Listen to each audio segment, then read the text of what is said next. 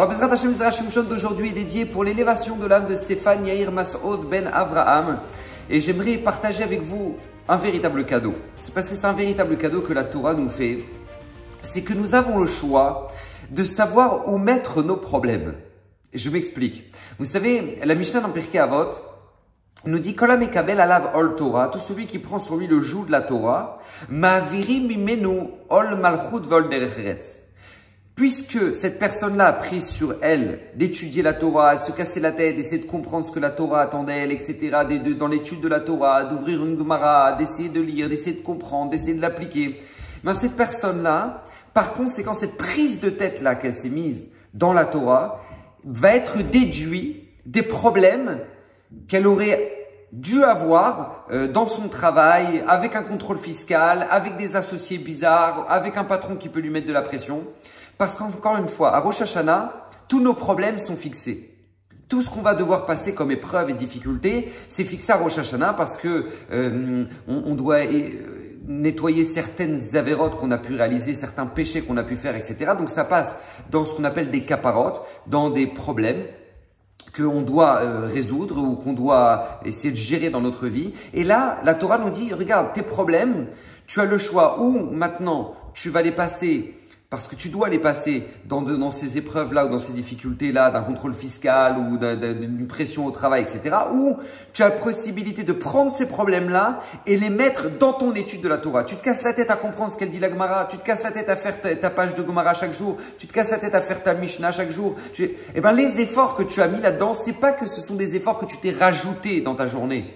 Parce que tu pourrais dire, bah, déjà, moi, j'ai tous les problèmes du travail. En plus de ça, je me rajoute des prises de tête de Abaye et Rava dans la Gemara et de ce que les rabbins me demandent de faire et de ce que le Shulchan Aruch me demande de faire. Non, mais ça suffit. Non. Eh ben, sache une chose, c'est que lorsque tu prends ces problèmes-là, les problèmes que tu te mets dans ta tête, c'est dans ton étude de la Torah, c'est déduit des autres problèmes. Une fois, je me rappelle, à Paris, il y avait un homme d'affaires que je connais bien, il sortait de son shiur de Daf Yomi, d'accord, de son étude de page de Gemara quotidienne, vous savez, mondiale.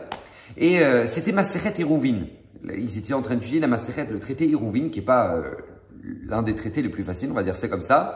Et il s'était vraiment cassé la tête pour essayer de comprendre ce que le Rav avait enseigné, etc. Et il sort du shiur et puis il me regarde, puis il souriait comme ça. Je lui dis, ça va, c'était bien. Il me dit, aujourd'hui, je me suis enlevé plein de problèmes, Rav Gobert. Pourquoi il dit ça? Parce que, Bémet, à partir du moment où maintenant tu t'es investi dans ton étude, tu t'as essayé de te casser la tête de comprendre ce que ta Gemara attend de toi, et ben que tu le veuilles ou non, tu t'es enlevé plein d'autres problèmes que tu aurais dû avoir dans ta journée avec un client, avec peu importe, avec ton patron, avec un impayé ou peu importe. Parce qu'encore une fois, c'est toi, c'est ça le véritable cadeau que la Torah nous donne, c'est nous qui décidons où mettre nos problèmes. Et vient le Zera Shimshon et lui dit un enseignement et pousse le raisonnement encore plus loin. Écoutez bien, c'est extraordinaire. Le Zera Shimshon nous rapporte une halakha dans le Shulchan Aruch. C'est marqué que, écoutez bien, une halakha très originale, c'est que lorsque par exemple une personne va voir son ami ou va voir une autre personne et lui dit, regarde, j'aimerais que tu me crèves l'œil. Crève-moi l'œil ou coupe-moi la main. Si cette personne lui crève l'œil ou lui coupe la main, il doit lui payer un dédommagement. Le dédommagement de lui avoir crevé l'œil ou coupé la main. Mais si la personne lui dit « crève-moi l'œil » ou « coupe-moi la main », mais tu me dois zéro, alors tu ne dois aucun dédommagement, alors à ce moment-là, même si la personne lui a crevé l'œil ou lui a coupé la main, il lui doit zéro. D'accord? Comme ça nous dit le Shulchan Aruch. Et a priori, le Shulchan Aruch, enfin les commentateurs, pose la question, il dit, mais je comprends pas, lorsque lui, il va dire crève-moi l'œil ou coupe-moi la main, c'est une demande qu'il lui a fait. Pourquoi s'il lui précise pas et tu me dois zéro, tu dois pas me payer, eh ben il doit lui payer. Je comprends pas, il est parti le voir, il a dit crève-moi l'œil ou coupe-moi la main. Donc il lui doit zéro, comment ça se fait qu'il doit lui payer dans ce cas-là? Non, c'est seulement lorsqu'il précise, et attention, sache que tu me dois zéro si jamais tu m'as crevé l'œil ou coupé la main. C'est seulement dans ce cas-là qu'il lui doit zéro. Mais si jamais maintenant, il lui a pas précisé, eh ben, il doit lui payer. Il doit lui payer les dommagements de la main ou de l'œil. Pourquoi? Et en fait, de là, la Gemara, le Shulchan Aruch nous apprenne une grande règle. C'est qu'une personne, lorsqu'elle reçoit une douleur corporelle, elle ne pardonnera pas à la personne ce qu'on lui a fait. Même si c'est elle-même qui l'a demandé. À l'exception lorsque maintenant il lui dit tu me dois 0. Là clairement il a mis avec les choses clairement en place, il a dit regarde tu me dois rien, 0, 0, 0.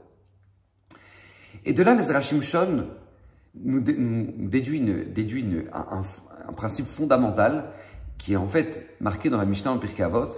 Écoutez bien, c'est marqué dans la Mishnah dans Pirkei Avot au nom de Rabbi Yonatan. C'est marqué que Kol Amekayem et Torah Meoni, tout celui qui réalise l'étude de la Torah, qui s'efforce à réaliser la Torah et à étudier la Torah dans la pauvreté, Sofo les Kaima Meosher. Il a une promesse qui est marquée dans le Mishnah en Pirkei Avot qu'il finira par étudier la Torah dans la richesse.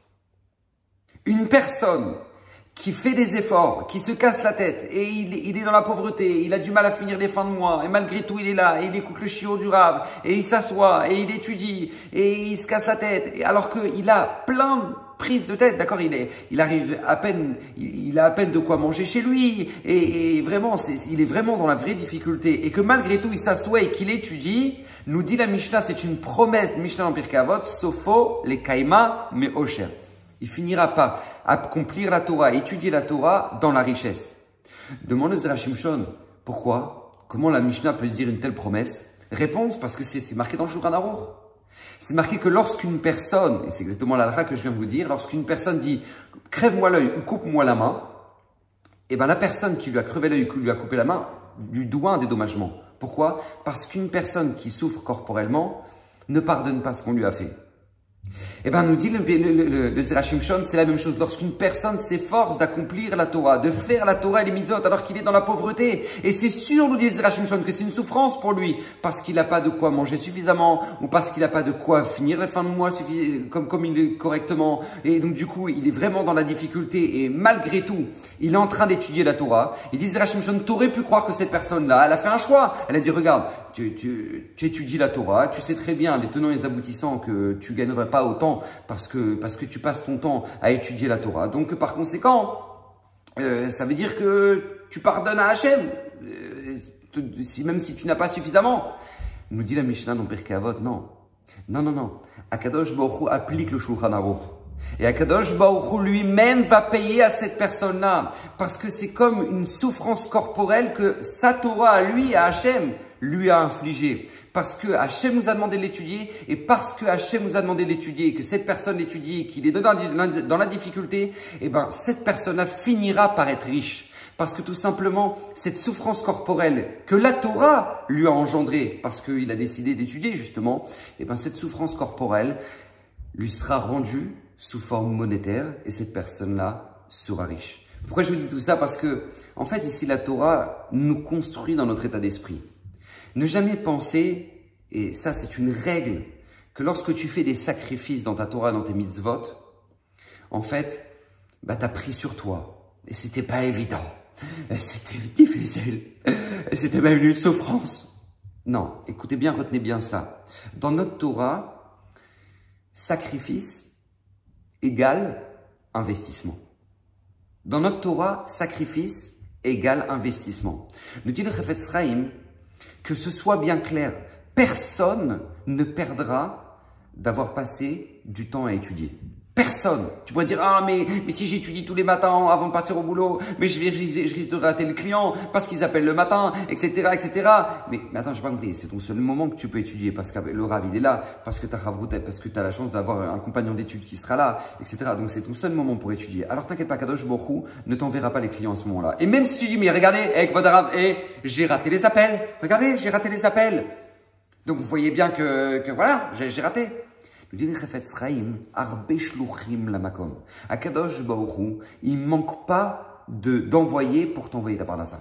T'inquiète pas, si c'est pas lui, ce sera quelqu'un d'autre. Et tu as l'impression que c'était lui, eh ben non, c'était quelqu'un d'autre qui finira par t'envoyer ta parnassa. Et tu as l'impression que bah voilà, tu as raté le client, alors que tu te dis bon, bah, le petit client là à 100 €, bon bah voilà, je vais le faire. Qu'est-ce que vous voulez que je vous dise, hein? J'ai raté le gros client, donc je vais faire celui-là. Mais tu sais même pas que dans 5 mois, ce petit client à 50 €, c'est lui qui va te ramener 5000 €. Tu sais pas.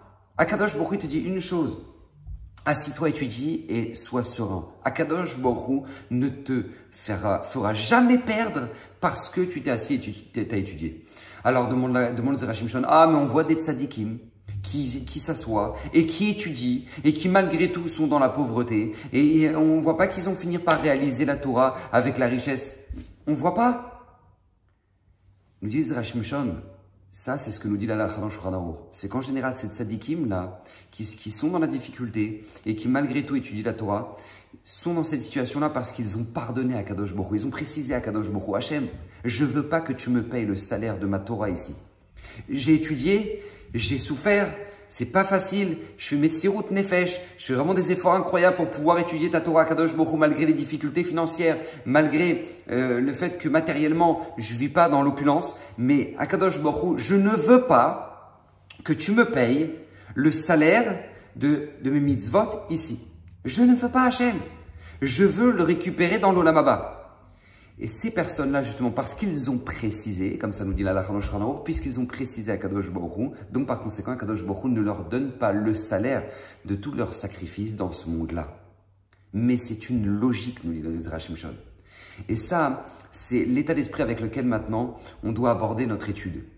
Et là, je parle dans cette vidéo-là, parce que j'ai pas beaucoup de temps, mais je parle dans cette vidéo particulièrement de l'étude de la Torah, parce que c'est le sujet qu'aborde le Rachim Shon. Parce que n'importe quelle personne qui étudie tombe dans ce piège. Et comme ça, nous dit le Chafetz Chaim, il y a 3 Yetzer Hara lorsqu'on veut étudier la Torah. Le premier Yetzer Hara, c'est de se dire, ouais, mais moi, est-ce que l'étude que j'étudie, ça vaut quelque chose? Bah, regarde, il y en a qui finissent tout le Talmud, il y en a qui moi, j'étudie mon petit Chumash avec mon petit Rashi, ma petite Mishnah. Est-ce que ça vaut quelque chose vraiment? Est-ce que Hachem vraiment donne de la valeur à ce que j'étudie? Premier Yetzer Hara, nous dit le Chafetz Chaim. Deuxième Yetzer Hara, c'est de dire, il y en a qui font mieux que moi. Regarde, à Ponyovitch, dans les grands yeshivot, ils finissent le Talmud à 17 ans, c'est incroyable, et c'est moi, j'arrive même pas à déchiffrer ma Gemara et mon Rashi. Bon, c'est tout, je leur laisse faire ça, et moi je subventionne, mais je leur laisse étudier la Torah, ils le feront mieux que moi. Deuxième forme du Yetzer Hara. Troisième forme du Yetzer Hara de tentation pour ne pas étudier, c'est demain. Bezrat Hachem demain. Si Dieu veut, à Kadosh Baruch Hu, j'irai faire un shiur demain, ou à la rentrée, ou après les vacances, ou une fois que ma société sera plus stable, ou d'accord? Demain. Vient le Chafetz Chaim nous dit, n'oubliez jamais ce verset, le premier verset que nous dit le Kriyat Shema. Ve'ahavta et Hashem Elokecha bechol levavecha bechol nafshecha bechol modecha. Deuxième verset, ve'ayu adevarim ha'ele. Ce sont ces paroles-là, asher anochim etzavecha, que je t'ordonne, ayom aujourd'hui. Nous dit le Chafetz Chaim, dans ce verset-là se cache la réponse à ces 3 formes de Yetzer Hara. Ve'ayu adevarim ha'ele. Ce seront ces paroles-là, lequel tu fais ton petit Rashi là, tu fais ton petit Chumash, tu fais ta petite étude. Et ben c'est cette étude-là que j'attends de toi. Ve'ayu adevarim ha'ele. Cela, c'est ça que tu as devant toi maintenant. Eh bien, étudie ça, c'est ça que j'attends de toi. Asher anochim etzavecha, à toi je te demande de le faire. Ne commence pas à dire oui, mais celui dans la yeshiva là-bas, lui il fait mieux que moi, donc c'est vaut mieux que lui il étudie et puis moi je subventionne. Non, moi je veux que toi tu le fasses. Asher anochim etzavecha, je t'ordonne à toi. Quand? Ayom. Aujourd'hui je te demande de le faire. Parce que très vite, on peut tomber dans le piège de dire « Oui, mais c'est pas pour moi. Oui, mais Rav, qu'est-ce que ça vaut? Oui, mais Rav, j'ai pas le temps, etc. » Nous dit Rachim Shon, et c'est ça tout le but de cette vidéo, dans un premier temps comprendre qu'on ne sera jamais perdant. Mais c'est pas seulement ça. On a une promesse, nous dit les Rachim Shon, que même si tu as l'impression que tu as perdu, parce que matériellement, tu as perdu de ton étude de la Torah, la Gemara, la Mishnah nous dit dans Pirkei Avot, tu finiras par être remboursé parce que Akadosh Baruch Hu, le maître du monde, réalise qu'il est marqué dans le Shulchan Aruch. Et quand il t'a créé une souffrance corporelle due à l'étude de la Torah, ne t'inquiète pas, Akadosh Baruch Hu sera là pour payer. Bracha v'atzlacha b'ruchim tchiou, vivez heureux, et que Bezrat Hashem, toutes ces paroles de Torah puissent nous renforcer avant tout, mais que le mérite du Rachim Shon, lui qui a promis que tout celui qui l'étudiera régulièrement méritera une multitude de bénédictions. Donc voilà, partagez les vidéos autour de vous. Il y en a, Baruch Hashem, pas mal maintenant sur la chaîne YouTube. Bracha v'atzlacha, et que Bezrat Hashem, toutes ces paroles de Torah soient pour l'élévation de l'âme de Stéphane Yair Massoud Ben Avraham. Bracha v'atzlacha, la semaine prochaine.